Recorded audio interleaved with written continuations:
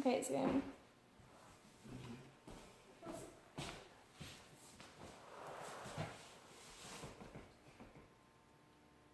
Most of you here today have heard about Helen Keller throughout school.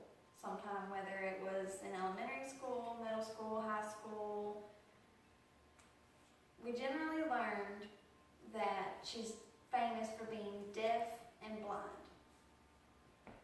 I've done research on her lately, and I've come to find out she's quite a remarkable woman.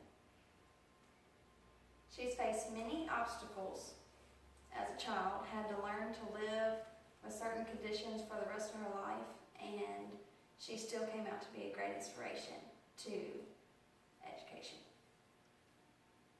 The early childhood of Helen Keller was very complicated. She was born on June 27th, the same day as me, in Tuscumbia, Alabama in 1880. She was born with the ability to see, hear, and speak, but she was diagnosed with a severe illness that made her become deaf, blind, and mute. Some think it could have been meningitis, maybe a severe fever. It's not proven, but these sicknesses caused her to live with conditions for the rest of her life. Learning these conditions was very difficult for Helen Keller. Her family sought help and came across a woman named Anne Sullivan. Anne Sullivan herself was also blind, and they hired her to become a teacher to teach Helen Keller how to communicate, and she was successful. That's pretty remarkable. You have to think that the technology we have today was not like it was back in 1880 or 1900 now, probably. Even with these conditions, she became a great inspiration to education. She had a very successful education. She went to many different schools like Perkins Institute for the Blind, Wright Humason School for the Deaf, and Horace Mann School for the Deaf.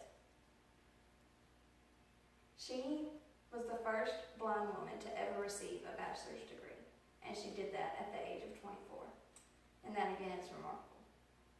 She became a successful speaker, lecturer, author, political activist, and also in 1964, former President Lyndon B. Johnson awarded Helen Keller one of the two highest known awards for the United States, which was the President Honor of Freedom.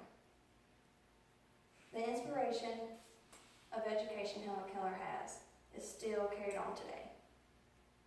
She inspires education regardless of the childhood and life and adulthood conditions she had to face. Have you ever had an overwhelming obstacle in life, or have you ever thought the world was kind of tough? Just imagine Helen Keller's life and think of the determination that she had to learn, and maybe that could help motivate you through those obstacles.